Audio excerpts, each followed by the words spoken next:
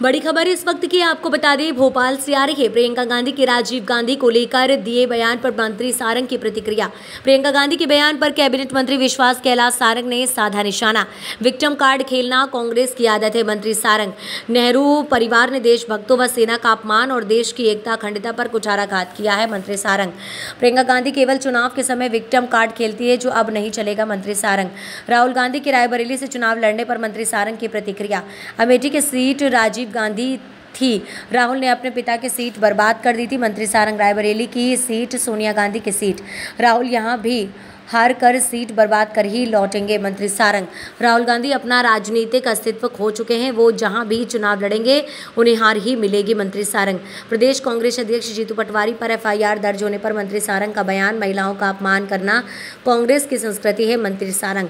कांग्रेस नेता महिलाओं का हर समय अपमान करते आए हैं, मंत्री सारंग। इमरती देवी पर जीतू पटवारी की टिप्पणी बेहद शर्मनाक है, मंत्री सारंग।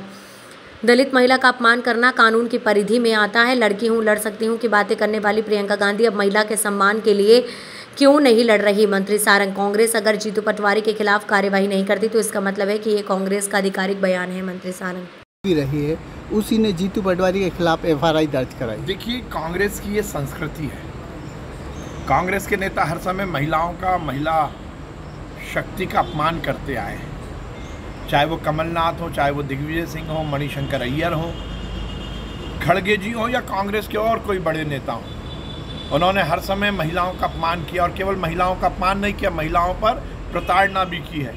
चाहे नैना साहनी हत्याकांड हो या फिर सरला मिश्रा हत्याकांड हो, हर समय महिलाओं को अपमानित करना, महिलाओं को प्रताड़ित करना, ये कांग्रेस की संस्कृति है।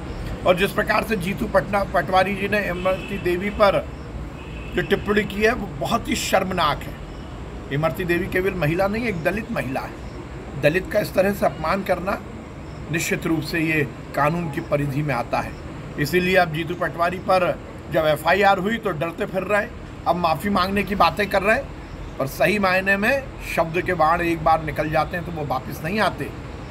वो राजनीतिक दल जिसकी शीर्ष नेता स्वयं महिला है, सोनिया गांधी, उस पार्टी में यदि महिलाओं का सम्मान होता है तो फिर वो प्रियंका गांधी कहाँ चली गई जो कहती हैं कि मैं लड़की हूँ, लड़ सकती हूँ। अब क्यों नहीं लड़ रही?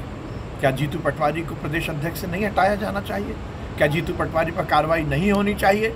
यदि जीतू पटवारी पर कार्रवाई नहीं हो रही तो ये इस बात को स्थापित करता है कि इमरती देवी के खिलाफ जो बयान दिया है वो कांग्रेस पार्टी का आधिकारिक बयान है। अब देखिए, डरो मत भगो मत, जहाँ जहाँ पैर पड़े संतन के तांता बंटा ढार।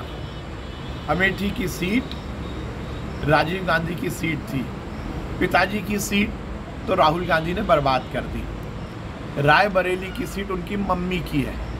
पक्की बात है कि राहुल गांधी मम्मी की सीट भी बर्बाद करके ही, हार कर ही यहाँ से लौटेंगे। 55 साल की उम्र में कोई व्यक्ति इस तरह मम्मी की गोदी में बैठकर राजनीति करने की कोशिश करता है, ये शर्मनाक है। मुझे लगता है राहुल गांधी को समझना चाहिए कि वो अपनी राजनीतिक अस्तित्व को पूरी तरह खो चुके हैं। वो कहीं से भी लड़ेंगे, उनको हार ही मिलेगी। प्रियंका गांधी का खेलना कांग्रेस की आदत है, हर समय विक्टिम कार्ड खेलते हैं। इस देश का बेड़ा गर्क करने वाले नेहरू परिवार ने आज़ादी के बाद इस देश का केवल और केवल अपमान किया है, देशभक्तों का अपमान किया है, सेना का अपमान किया है, इस देश की एकता अखंडता पर कुठाराघात किया है। प्रियंका जी चुनाव के वक्त इस तरह की बातें करती हैं, ये विक्टिम कार्ड अब इस देश में नहीं चलने वाला।